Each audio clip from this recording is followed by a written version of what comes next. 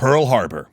Everywhere is fire, death, and screaming. Burning hulks of ships flounder and drift. Many are going under, with men leaping off their decks. But the water is on fire, alight with high-octane fuel. Horribly burned men float on the surface, yelling for rescue, the salt water making their burn wounds excruciating. Rescuers do approach in boats, but with the harbor covered in smoke, they can barely see the men they're trying to save. Then, with dawning horror, one sailor realizes the dull thunks he keeps hearing are the sounds of his vessel connecting with helmets as they run over their comrades, driving them underwater. Another shell explodes, causing the crew to duck. A lieutenant screams to look out for the Japanese submarine he's convinced is the culprit, that Pearl Harbor is under attack. But this is not Battleship Row on December 7th, 1941. Rather, this is West Loch on May 21st, 1944, and what happens today will remain a secret for decades.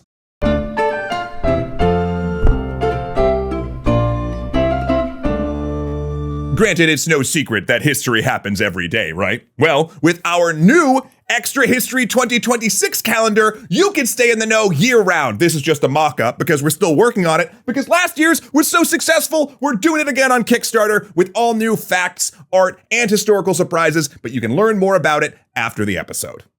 If you entered Pearl Harbor on May 21st, 1944, you'd find a hive of activity. The forward staging area for the Pacific War, it had gone from a merely busy port to the bottleneck most American servicemen passed through to battle the Japanese Empire. Honolulu's population ballooned with soldiers and sailors, and the citizens kept under martial law. The military directly censored media, and though Japanese internment was limited compared to the mainland, the rest of the Japanese-American population was heavily policed and surveilled. Not to mention, the previously sleepy Hotel Street became the busiest red light district in the world. But while the city was crowded, things were no better on the water. Now, Pearl Harbor is a natural formation, consisting of 3 locks. Middle Loch contained the harbor entrance and was used for staging and transit. East Loch contained Battleship Row, where in 1944, the hull of USS Arizona still sat on the bottom as a grim reminder of December 7th. But on this lazy Sunday afternoon, the action occurs in the secluded West Loch, a loading area with massive fuel and ammunition depots.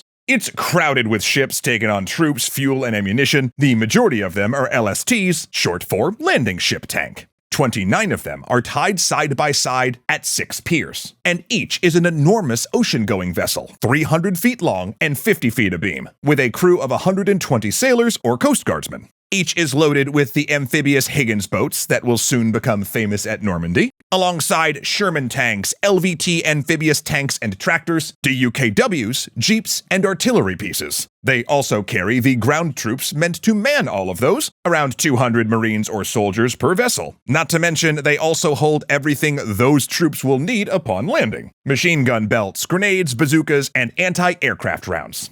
Also among the artillery shells are the new white phosphorus rounds, which have yet to be used in the Pacific. Each LST also has 200,000 gallons of high-octane fuel secured on its deck in 55-gallon drums, plus nearly as much diesel. They don't know where they're going yet, but this is Operation Forager. And in just over 3 weeks, they will be launching a bloody amphibious assault on Saipan. You can see our series about that right over here.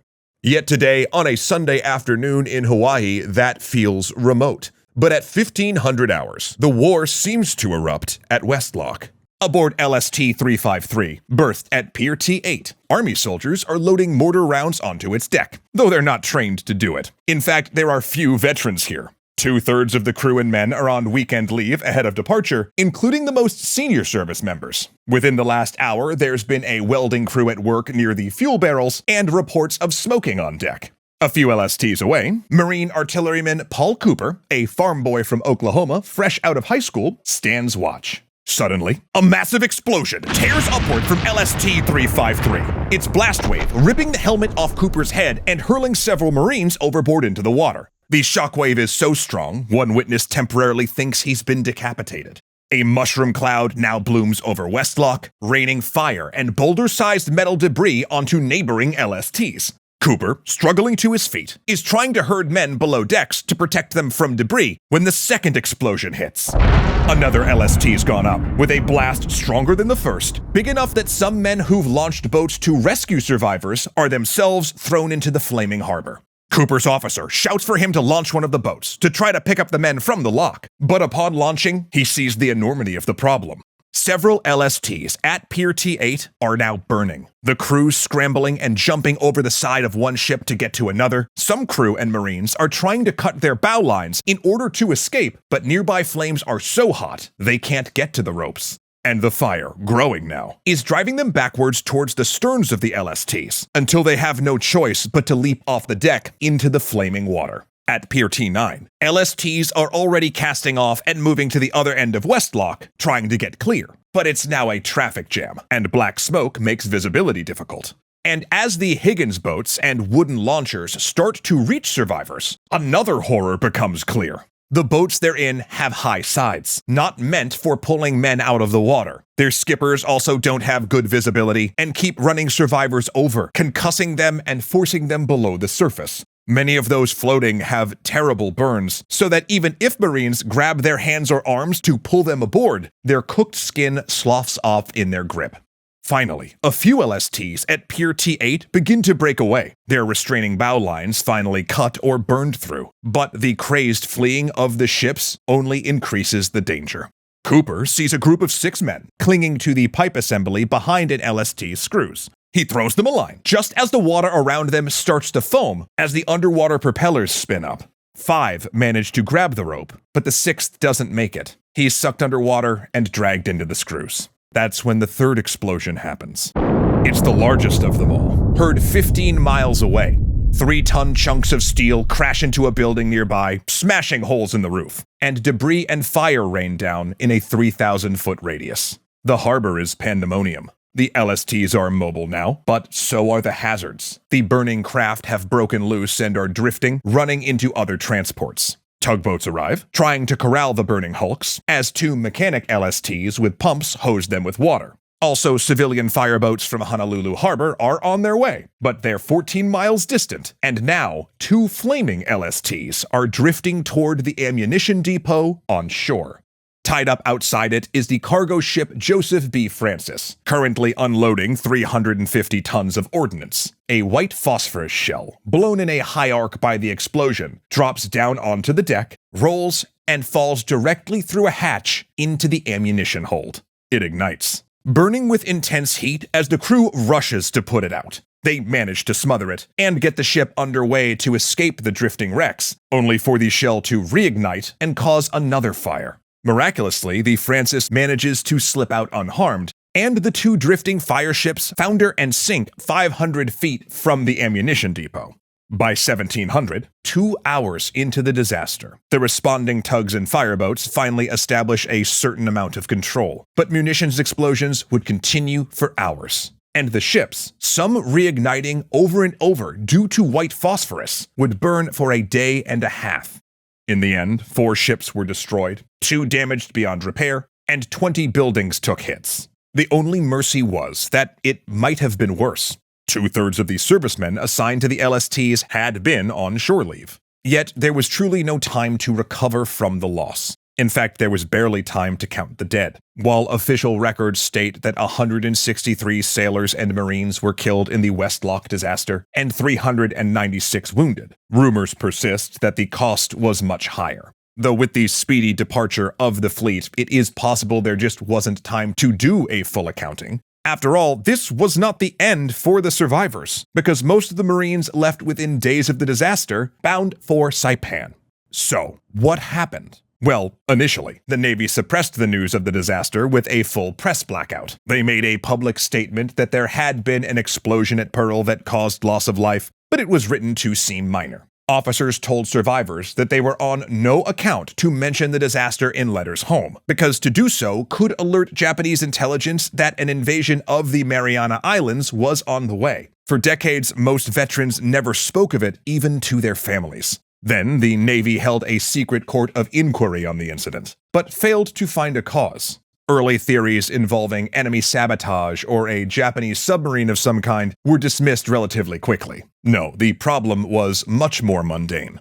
The court concluded that the most likely source of ignition was untrained soldiers mishandling mortar rounds as they loaded them aboard. Admiral Nimitz, upon receiving the report, disagreed, saying gasoline vapor was the most logical culprit. However, there was no way to be definitive because anyone close enough to witness the initial detonation died in the blast. The report called for changes to the loading and arming of naval vessels, such as not storing ordnance and fuel together, and ensuring loaded transports didn't crowd berths in order to mitigate risk. Those suggestions were ignored. In fact, Nimitz immediately overruled the recommendations, citing wartime necessity. Other than telling military personnel to not smoke or weld near high-octane fuel tanks, yes, seriously, basically nothing was done. 2 months later, an even worse explosion on a supply ship at Port Chicago, California, would kill 320 mostly black servicemen, an incident that led to a mutiny over working conditions, but that's a story for another time. In the end, the West Loch disaster changed nothing about the war. The invasion of Saipan went ahead on schedule, the LSTs that were destroyed and damaged were replaced, and the loss of life didn't impact the landings. It remained classified until 1960, at which point few people cared. In fact, it's rarely even mentioned in books and documentaries about the invasion of Saipan. But make no mistake, it was hugely important to those who experienced it, and in reminding us of an often forgotten fact. Because while the West Loch disaster was unusual in its scale and loss of life, non-combat deaths were common in World War II. Nearly a quarter of U.S. casualties happened outside combat, many from accidents in training and transport, reminding us that there is no total safety in a total war. So if you visit Pearl after visiting the Arizona Memorial, please head over to West Loch, where a rusting LST still sits. Because while we remember Pearl Harbor, we shouldn't forget West Loch. In fact, you know what? To help you out, I've marked it right here on your calendar. Of course, this is a mock-up, as we just launched the Kickstarter for this bad boy. That is right, last year's History Happens Every Day calendar was such a success, we are doing it again, but this time cranking it to 2026. All the things you loved about the 2025 calendar are back, but updated. For instance, we have brand new, jaw-dropping, historically inspired art reimagined by David Hueso. Look at this. Oh, hey Zoe, that's you! New daily historical happenings that regular calendars usually omit, and of course we're bringing back the scannable QR code right here, linking to extra history videos we've done about new events we've marked that happen specifically with these little images here, right? Plus, we've got tons of cool new stuff in the deluxe tier for you to check out, and for all of you international extra historians, we heard you. We snagged better rates on international shipping. Let's go. Seriously, we've learned so much from last year's campaign, whether it just be tearing through the stretch goals or like the flood of praises you had when you got your calendar were just so humbling. We've been hard at work for the past 6 months to making sure this one is gonna be even better. But enough yapping from me. To check out the new calendar, tiers, and exclusive perks for yourself, head over to our Kickstarter page right now, because the only way we can guarantee that you'll get your 2026 calendar before, 2026 is if you back the campaign. So to snag your 2026 History Happens Every Day calendar, click or scan here. And then you know what? I'm not even gonna pitch our next video because this campaign isn't gonna last forever. You gotta go. You gotta go do the thing. Am I a cartoon still? Did we cut back to me for some reason? I'm holding a mock-up poster board. I can't flip through it. I can't flip through. Oh, well, that's last year's art. If I were to tell you that Ziliad's Architectures, Lotus Wolf, Kuya Koi, Joseph Blame, Hunter Z, Dominic Valenciana, and Angelo Valenciana were the best legendary patrons, you better believe me.